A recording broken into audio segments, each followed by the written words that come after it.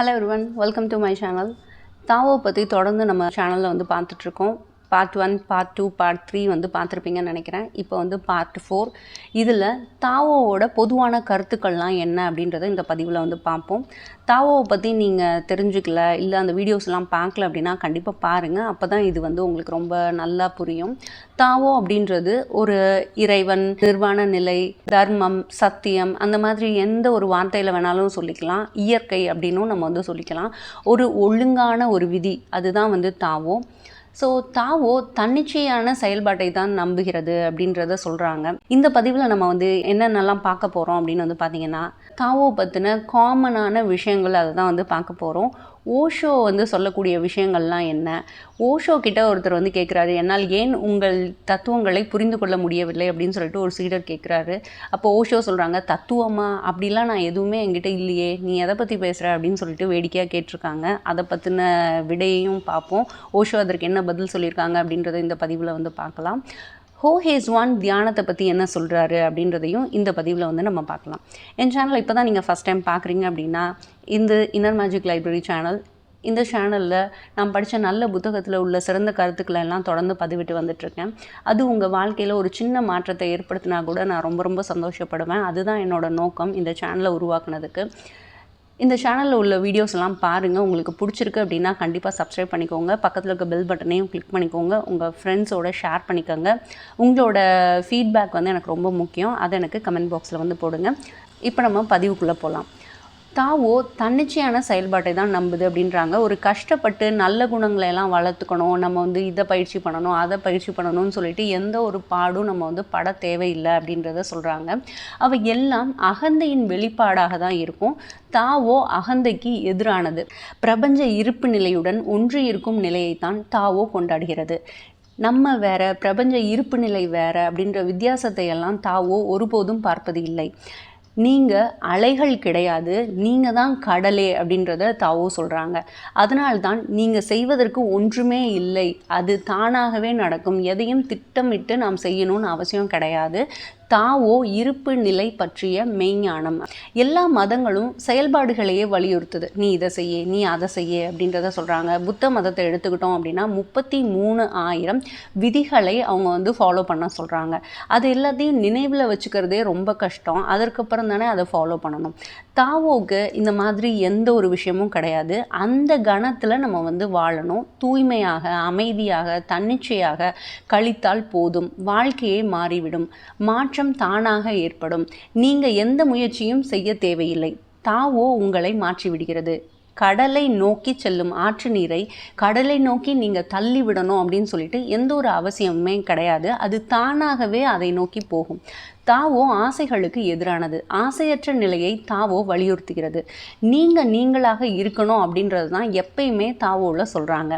நீங்கள் இயல்பிலேயே தாவோவில் தான் இருக்கிறீங்க.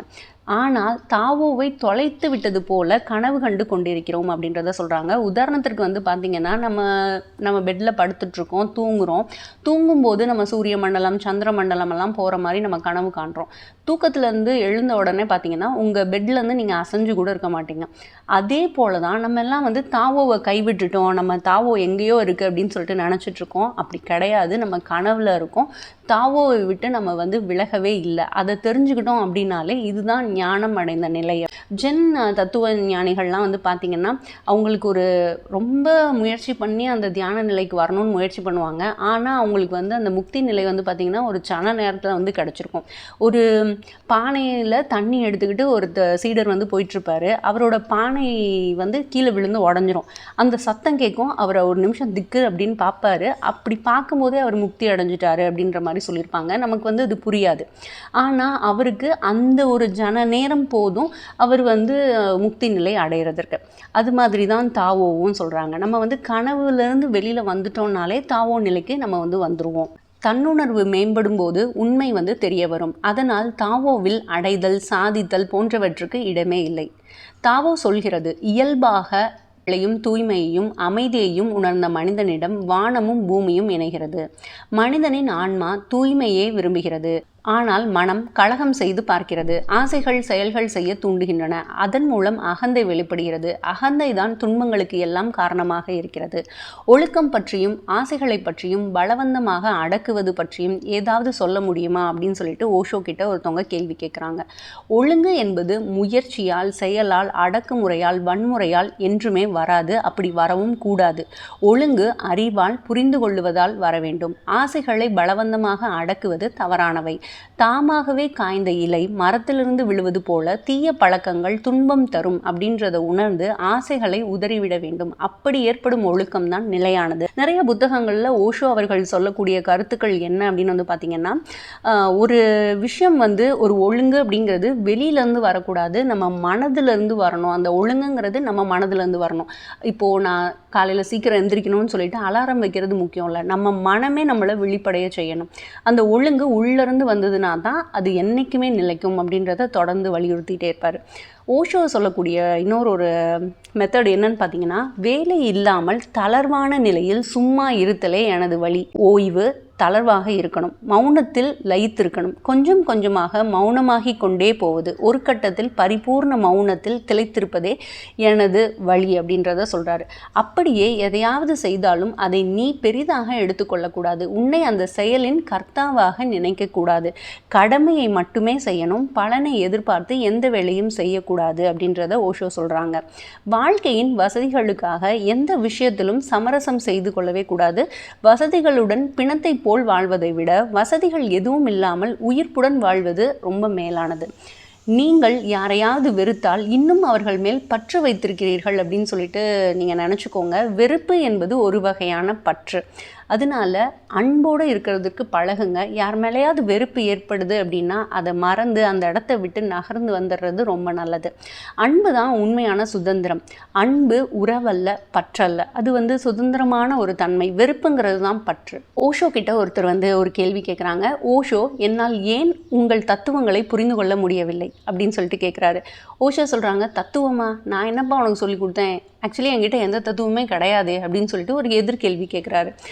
நான் சொல்லுவது தத்துவமே இல்லை, வாழும் உண்மை, வாழ வைக்கும் உண்மையை தான் நான் சொல்லிகிட்டே இருக்கேன். என்னுடைய மகிழ்ச்சியை, என்னுடைய உள்பார்வையை, என்னுடைய அன்பை, என்னுடைய ஒளியை பகிர்ந்து கொள்கிறேன். பயனற்ற விஷயங்களை சிந்திப்பது தான் தத்துவம். தத்துவம் என்பது மனம் சம்பந்தப்பட்டது. என்னிடம் மனமே இல்லை. மனமே இல்லாத போது அந்த இடத்துல தத்துவம் எப்படி வரும்? மனதை தூக்கி எறிந்து பல காலம் ஆகிவிட்டது.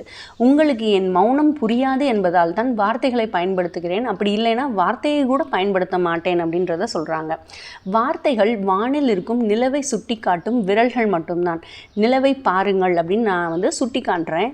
நீங்கள் விரல்களை மறந்து விடுங்கள், அந்த நிலவை மட்டும் பாருங்கள் அப்படின்றத சொல்கிறாரு. நான் தத்துவவாதி அல்ல, மருத்துவன். உங்கள் கண்களை திறப்பது தான் என் பணி. உங்கள் கண்களில் எந்த நோயும் இல்லை என்பதை அறிவுறுத்தவே நான் வந்திருக்கிறேன். நீங்கள் உங்கள் கண்களை திறவுங்கள், அது போதும். அப்போது எதை நீங்கள் காண்கிறீர்களோ அதுதான் இறைவன். இறைவன் ஒரு தத்துவம் இல்லை. இறைவன் அப்படின்றவர் ஒரு அனுபவம். சிந்திப்பது என்ற முட்டாள்தனத்தை எப்படி கலற்றி எறிவது என்பதைத்தான் நான் சொல்லித்தர விரும்புகிறேன். எண்ணங்களை விட்ட பின்தான் மௌனம் வரும். அந்த மௌனத்தில் தான் உங்களால் உண்மையை உள்ளபடி பார்க்க முடியும், பேருண்மையை ரசிக்க முடியும். இருப்பு நிலைதான் வாழ்க்கை என்பது புரியும். இதை புரிந்து கொள்ள முயற்சி செய்ய வேண்டாம். முயற்சியே செயலாகிவிடும். அதன் பின் இருப்பை விட்டு நழுவி விடுவீர்கள் அப்படின்றத ஓஷோ சொல்கிறாங்க. அதற்கு அடுத்ததாக ஹோ ஹேஸ்வான் தியானம் பற்றி என்ன சொல்கிறாரு அப்படின்றதையும் குறிப்பிடுறாரு. ஒருவன் தனக்குள்ளே பார்த்து மனதை பற்றி நினைக்கும் போது மனதின் செயல்பாடுகளை அமைதியாக கவனித்தால் மனதில் எழும் எண்ணங்கள், கனவுகள், ஆசைகள் பார்க்கும்போது அவனுக்கு ஒரு ஞானம் வரும். அது என்ன சொல்லும் என்றால், தன் மனதிற்குள் மனம் இல்லை என்பதை உணர்த்தி விடுகின்றது. மனதை மனதின் மூலம் கவனித்து வந்தால் மனம் தானாகவே மறைந்துவிடும். உங்கள் விழிப்புணர்வு அதிகமாக அதிகமாக மனம் உள்ளே ஒடுங்கி விடுகிறது அப்படின்றத குறிப்பிடுறாரு. 1% விழிப்புணர்வு இருந்தால் 99% மனம் இருக்குன்னு சொல்லிட்டு அர்த்தம். 99% விழிப்புணர்வு இருந்தால் 1% மனம் இருக்குன்னு அர்த்தம். மொத்தம் 100% இருக்கும்போது மனம் முழுவதுமாக மறைந்து விடுகிறது. அதாவது 100% விழிப்புணர்வு இருக்கும்போது மனம் முழுவதுமாக மறைந்து விடுகிறது. மனம் காலியாகி இருக்கிறது. காலியாக இருக்கும் இடத்தில் தாவோ வேகமாக வந்து சேர்கிறது அப்படின்றத சொல்கிறாங்க. நம்ம தியானம் செய்ய தொடங்கும் போது பார்த்திங்கன்னா நிறைய எண்ணங்கள் வந்துக்கிட்டே இருக்கும். அப்படி வந்துக்கிட்டே இருக்கும்போது என்ன ஆகும்னா ஒரு 99% மனம் மட்டும்தான் இருக்கும். மனம்னா எண்ணங்களின் தொகுப்பு தான் நம்ம அந்த இடம் ஃபுல்லாகவே இருக்கும். விழிப்புணர்வு கொஞ்சம் கொஞ்சமாக வர வர நான் வந்து கவனிச்சிட்ருக்கேன், எந்த எண்ணம் எனக்கு வருதுங்கிறத நான் பார்த்துக்கிட்டு இருக்கேன் அப்படின்னு சொல்லிட்டு அந்த உணர்வு நிலையை நீங்கள் அதிகரிச்சுக்கிட்டு போயிட்டே இருக்கீங்க அப்படின்னா அந்த விழிப்புணர்வு அதிகமாயிரும். என்ன வருதோ அதை வந்து நம்ம பார்க்குறோம், ஒரு பார்வையாளரை போல் பார்க்குறோம். ஒரு கட்டடத்திலிருந்து போகிற வர வண்டிகளை பார்க்குறோம் இல்லையா, அந்த மாதிரி நம்ம எண்ணங்கள் ஒன்றுன்னா பார்க்குறோம். அந்த எண்ணம் இப்போ நம்ம வந்து அந்த வண்டியெல்லாம் நிறுத்தலாம் முடியாது. நம்ம வந்து ஒரு 10வது மாடியிலேருந்து பார்க்குறீங்கன்னு வச்சுக்கோங்களேன், ஒரு பஸ்ஸும் வண்டியும் போயிட்டு வரதை நம்மளால் பார்க்க மட்டும்தான் முடியும். ஒரு குறிப்பிட்ட நேரத்தில் வண்டிகள்லாம் குறைஞ்சிட்டே இருக்கும். ஒரு நிமிஷத்தில் வண்டியே இல்லாத ஒரு நிலை, வெறும் வெற்று பாதை மட்டும் இருக்கும். அந்த இடம்தான் வந்து மனமற்ற நிலை, விழிப்பு நிலை அப்படின்னு சொல்லிட்டு சொல்கிறாங்க. அந்த நிலைக்கு எந்த ஒரு முயற்சியும் இல்லாமல் நம்மளாலேயே போயிட முடியும் அப்படின்றத ஓஹேஸ்வான் அவர்களும் சொல்கிறாங்க, ஓஷோ அவர்களும் சொல்கிறாங்க. ஸோ 100% விழிப்புணர்வு வரும்போது மனம் முழுவதுமாக மறைந்து விடுகிறது. மனம் காலியாகி இருக்கிறது. காலியாக இருக்கும் இடத்தில் தாவோ வேகமாக வந்து சேர்கிறது அப்படின்றத குறிப்பிடுறாரு. நீங்கள் கடவுளை அடைய வேண்டும் என்றால் துறவறம் போகணும், உங்கள் வாழ்க்கையே வந்து கைவிடணும் அப்படி எந்த ஒரு அவசியமும் கிடையாது. எவ்வளவு முழுமையாக உங்கள் வாழ்க்கையை வாழ முடியுமோ அவ்வளவு முழுமையாக வாழுங்க. எவ்வளவு அழுத்தமாக வாழ முடியுமோ அவ்வளவு அழுத்தமாக வாழுங்க. அப்போது தான் கடவுளை ஓரளவாவது அறிந்து கொள்ள முடியும். வாழ்வுக்கு வெளியே கடவுள் என்று யாரும் கிடையாது. கடவுள் என்பது ஒரு ஆள் இல்லை, வாழ்க்கை சக்தியின் மறுபெயர்தான் கடவுள். குயில் கூவும் சத்தம் தான் கடவுள். மௌனமாக இருக்கிறீர்களா, இந்த மௌனம் தான் கடவுள். மயில் நடனம் ஆடுகிறது, அப்போ அந்த நடனம் தான் கடவுள். கடவுள் வந்து ஒரு குறிப்பிட்ட இடத்துல தான் இருக்காரு அப்படின்னு கிடையாது. எல்லா இடத்திலும், எல்லா தன்மையிலும், எல்லா உணர்விலும் இருக்காரு. கடவுள் ஒரு பெயர் சொல் கிடையாது, அவர் ஒரு வினை சொல், அவர் ஒரு செயல். கடவுள் அப்படின்னு சொல்லிட்டு யாருமே இல்லை. இறைமை, இறைத்தன்மை, அதை தான் வந்து கடவுள் அப்படின்னு வந்து சொல்கிறோம். இது ஒரு பண்பு, ஒரு செயல்பாடு, ஒரு வித அனுபவம். உயிரோட்டம் உள்ள எல்லைகளுக்கு கட்டுப்படாத ஒரு புனிதமான அனுபவம் தான் கடவுள். ஃபைனலாக தாவோ அப்படின்ற நூலில் ஓஷோ அவர்கள் என்ன சொல்கிறாரு அப்படின்னா, தாவோவின் பார்வையில் இருக்கும் தீர்க்கமும் ஆழமும் மற்ற எந்த மதங்களின் பார்வையிலும் இல்லை. இந்த பூமியில் தாவோவை போன்ற ஆழமான மதம் வேறு எதுவும் இல்லை அப்படின்றத சொல்லிட்டு முடிக்கிறாரு. உங்களுக்கு வாய்ப்பு கிடைச்சது அப்படின்னா கண்டிப்பாக தாவோ ஒரு தங்க கதவு அப்படின்ற நூலை வாங்கி படித்து பாருங்கள். ரொம்ப ரொம்ப பயனுள்ளதாக இருக்கும். இதில் அரிய கருத்துக்கள் நிறையா இருக்குது. இந்த வீடியோ உங்களுக்கு பிடிச்சிருக்கு அப்படின்னா உங்கள் ஃப்ரெண்ட்ஸோடு ஷேர் பண்ணிக்கோங்க. உங்களோட ஃபீட்பேக்ஸை மறக்காமல் எனக்கு கமெண்ட் பாக்ஸில் போடுங்க. பார்ட் 5 வந்து அடுத்த வீடியோவாக நான் வந்து பதிவிடுறேன். தேங்க்யூ, பாய்.